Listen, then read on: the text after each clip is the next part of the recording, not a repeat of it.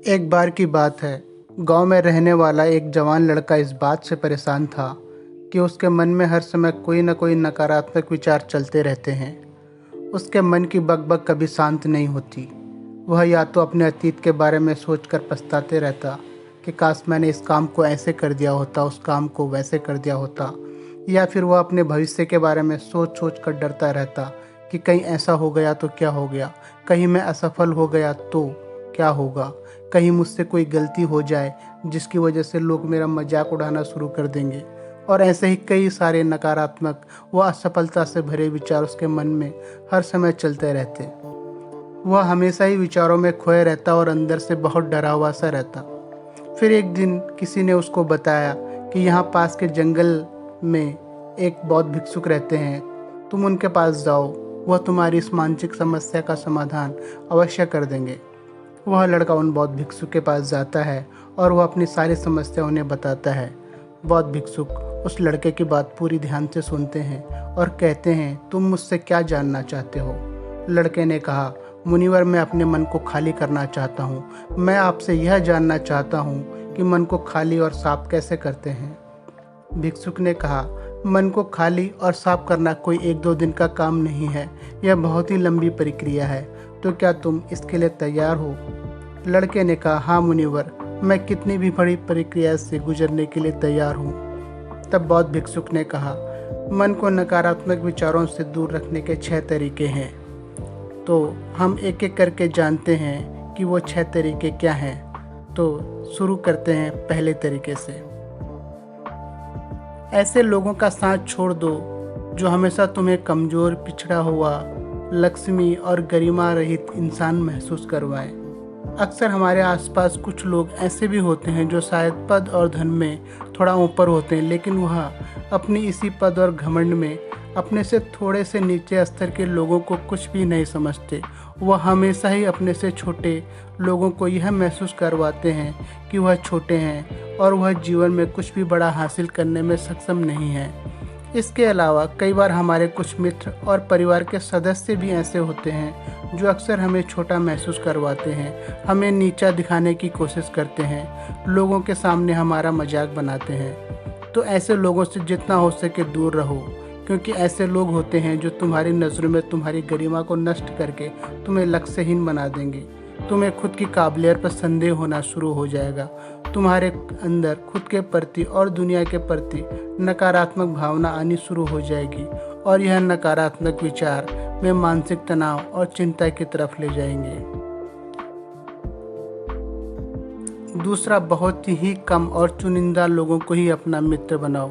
ऐसे लोगों को ही अपना मित्र बनाओ जिससे तुम कुछ सीख सकते हो, जिनकी तुम इज्जत कर सकते हो, जो तुम्हारी भावनाओं को समझें, जिनकी सोच तुमसे मेल खाती हो, तो जीवन में आगे बढ़ने में तुम्हारी सहायता करेंगे। हमारे जीवन और चरित्र में हमारे माँ बाप के बाद हमारे मित्रों का ही सबसे ज़्यादा प्रभाव होता है। इसलिए मित्रों का सही होना बहुत आवश्यक है। ऐसा कहा भी जाता है कि तुम उन 5 लोगों को औसत हो जिनके साथ तुम सबसे ज़्यादा समय बिताते हो। अगर तुम्हारे आसपास के 5 लोग जिनके साथ तुम अपना सबसे ज़्यादा वक्त बिताते हो ईमानदार हैं, तो धीरे धीरे तुम भी ईमानदार होना शुरू हो जाओगे। और वह 5 अमीर हैं तो तुम भी अमीर बनना शुरू कर दोगे। संक्षिप्त में तुम वही हो जो वो 5 लोग हैं। ऐसे लोगों के साथ तुम अपना सबसे ज़्यादा वक्त बिताते हो। किसी महान दार्शनिक ने भी कहा है कि तुम मुझे किसी भी इंसान के मित्रों से मिलवा दो, मैं उसके मित्रों को देखकर उस इंसान का भविष्य बता दूंगा। हमारी सबसे बड़ी समस्या यह है कि हम लोगों को ना नहीं बोल पाते। हम ऐसे लोगों से भी ना नहीं बोल पाते जिन्हें हम अपनी ज़िंदगी में नहीं चाहते, और फिर हम ना चाहते हुए भी नकारात्मक लोगों के साथ अपना वक्त बिताते रहते हैं। इसीलिए हमें सबसे पहले उन लोगों को अपनी ज़िंदगी से ना बोलना है जिनके लिए हमें लगता है कि अगर हमारी ज़िंदगी में ये ना हो तो हम सब ज़्यादा खुश रहेंगे। दूसरा तरीका मन को खाली करने का है। वर्तमान में जियो। भिक्षुक ने लड़के की तरफ इशारा करते हुए कहा कि तुम अपना अतीत नहीं बदल सकते, लेकिन तुम अपना वर्तमान अवश्य बदल सकती हो। इसलिए पूरी तरह से वर्तमान में रहते हुए उन चीज़ों और कामों पर ध्यान दो जो तुम्हारे नियंत्रण में हैं, जिन्हें तुम आज कर सकते हो, जिन्हें तुम आज बदल सकते हो। तुम मेरी एक बात हमेशा याद रखना कि वर्तमान रहकर भी तुम भविष्य को संवार सकते हो। इसीलिए वर्तमान में जीने की आदत डालो। बौद्ध भिक्षु ने आगे कहा, चौथा, स्वस्थ और खाना खाओ। हमारा शरीर ऊर्जा से चलता है और हम जैसा खाना खाएंगे वैसे ही ऊर्जा हमारे शरीर को मिलेगी और फिर वैसा ही हमारे शरीर और मन का व्यवहार भी होगा। अगर तुम कोई एक ऐसा भोजन ग्रहण करते हो जिससे खुद कोई जीवंतता नहीं है, जैसे कि मांसाहार, तुम्हारी मर्जी बिल्कुल इसका विपरीत प्रभाव पड़ेगा। साथ ही अगर शरीर स्वस्थ नहीं है तो हमारा मन भी प्रसन्न नहीं रह सकता। जब स्वस्थ और कमज़ोर होता है हमारा मन, तो मन में बहुत से नकारात्मक और हीनता के विचार आते हैं। कहा भी जाता है कि स्वस्थ शरीर में ही स्वस्थ मस्तिष्क का निवास होता है। इससे शरीर को स्वस्थ और मजबूत रखना हमारी जिम्मेदारी है। बौद्ध भिक्षुक ने आगे कहा, पांचवा, रोज़ अकेले में ध्यान करो। ध्यान किसी के साथ नहीं, हमेशा अकेले ही करो। ध्यान करने का सबसे उपयुक्त समय सुबह या रात में सोने से पहले होता है, लेकिन अगर तुम्हें आसानी से ध्यान में गहरा जाना है तो रात का समय सबसे उपयुक्त होता है। रात में सोने से पहले ध्यान करने से नींद में भी सुधार होता है और गहरी नींद आती है। ध्यान करने के लिए तुम अपने सांसों पर ध्यान केंद्रित कर सकते हो या फिर अपने मन में उठने वाले विचारों पर भी ध्यान दिया जा सकता है। मन में उठने वाले विचारों पर ध्यान देने से ध्यान करने वाले को ज़्यादा फायदा होता है, क्योंकि इससे आसानी से गहरे से ध्यान में उतरा जा सकता है।